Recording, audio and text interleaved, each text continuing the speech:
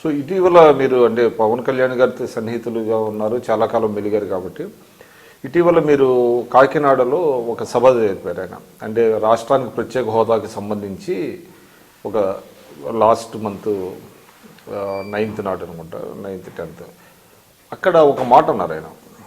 ఏంటంటే తెలంగాణ పట్ల అంటే ఆయనకి అభిమానం ఉంది, అంతా ఉంది, కానీ తెలంగాణ ఇచ్చినప్పుడు దాదాపు ఒక 10-11 రోజులు నేను భోజనం చేయలేదని అన్నారు. దాన్ని చాలామంది తప్పుపట్టారు. నేను కూడా కొంతమంది జేఏసీ లాయర్లు కూడా పోలీస్ కేసు ఏదో పెట్టారు. అంటే ఆయన చెప్పడంలో ఆయన ఇంటర్ప్రిటేషన్ కరెక్ట్గా లేదంటారా? అంటే ఆయన చెప్పింది ఏంటంటే తెలంగాణ ఇవ్వాల్సిందే, కానీ తెలంగాణ రాష్ట్రం విడిపోయినప్పుడు నేను ఏదో 10-11 రోజులు నేను భోజనం చేయలేదని అంటాం. ఇన్ఫ్యాక్ట్ ఒక తెలంగాణ వాదిగా చాలా మందికి తెలుసో తెలీదో నాకు తెలియదు, but I know this for sure.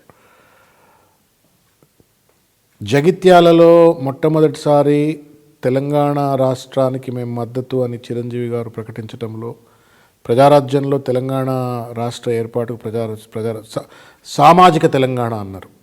సామాజిక తెలంగాణ ఏర్పాటుకు ప్రజారాజ్యం అనుకూలం అని చెప్పని ఏదైతే తోడ్పడుతుంది అని చెప్పి మాట చెప్పినరో ఆ నిర్ణయానికి కీలకమైన పాత్ర కళ్యాణ్ గారిది. So his conviction towards the formation of Telangana cannot be question. ఇది నేను అందులో భాగస్వామిని కాబట్టి ఆయన తెలంగాణ రాష్ట్రం కావాలని అన్న దాంట్లో ఆయన కూడా ఒకడు. సరే, ఒక ఉద్యమం జరుగుతున్న తరుణంలో the psychology of mob will be certainly different. తనను కానీ లేకపోతే ఆ ప్రాంతం వాళ్ళను కానీ కొన్నిసార్లు మాట్లాడిన మాటలు ఆయనను గాయపరిచినట్టుగా చాలాసార్లు నన్ను కూడా అన్నాడు. జనసేన మీటింగ్ స్టార్ట్ అయినాడు, శ్రవణ్ నేను నీకు కూడా ఆందోళన అయినా అని చెప్పని అన్నాడు. In fact it was a distorted, ఆ సినిమాలో ఏదో రాంగ్ ఇంటర్ప్రిట్ చేసిన నేను మాట్లాడినప్పుడు అన్నారు.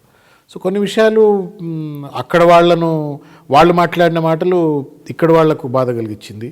ఇక్కడ వాళ్ళు లగడపాటి రాజగోపాల్ మాట్లాడిన మాటలు చాలామందికి బాధ కలిగించింది. మరి అదే లగడపాటి రాజగోపాల్ను ఏ తెలంగాణ ఎంపీలు అయితే కొట్లాడినరో వాళ్లే తీసుకుపోయి గోదావరి జలాల్లో స్నానం చేయించారు, గోదావరి పుష్కరాలు అయినప్పుడు ఇక్కడ. సో దర్ఫోర్ ఇవన్నీ కూడా గతంలో స్పర్ ఆఫ్ ద మూమెంట్లో ఒకళ్ళొకళ్ళు మాట్లాడుకున్నాయి, అయిపోయింది. ఇప్పుడు రాష్ట్రం ఏర్పడింది. అయితే ఆయన నారేటివ్గా మాట్లాడినట్టుగా నేను అనుకుంటా ఉన్నాను, బాధ కలిగించిందని చెప్పని. బట్ తెలంగాణ ఫార్మేషన్ విషయంలో I think he was never against.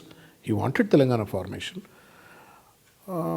తన వ్యక్తిగతంగా process in which the Telangana has formed, రాజ్యసభలో జరిగిందో లేకపోతే లోక్సభలో జరిగినటువంటి ఒక ఉదంతం మీద తనకి ఏదైనా వ్యక్తిగతమైన reservations ఉంటుండొచ్చు.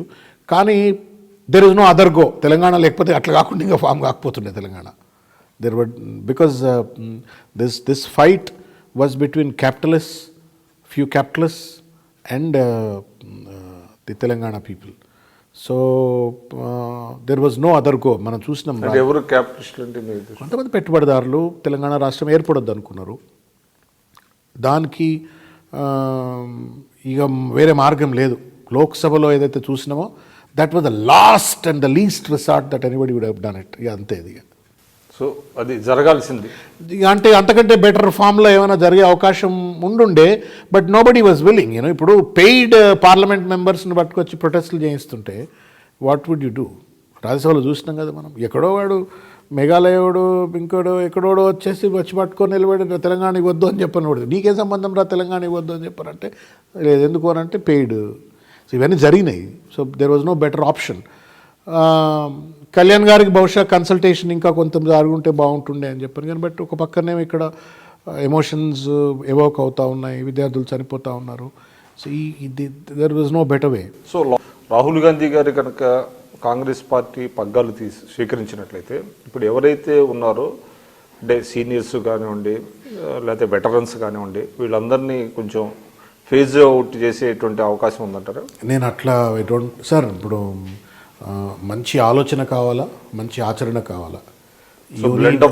You need thought leadership and you need action leadership. ఆలోచన ఉండాలా, ఆలోచనను ఆచరించగలిగేటువంటి ఒక సామర్థ్యం ఉన్నటువంటి ఒక యువశక్తి కావాలా.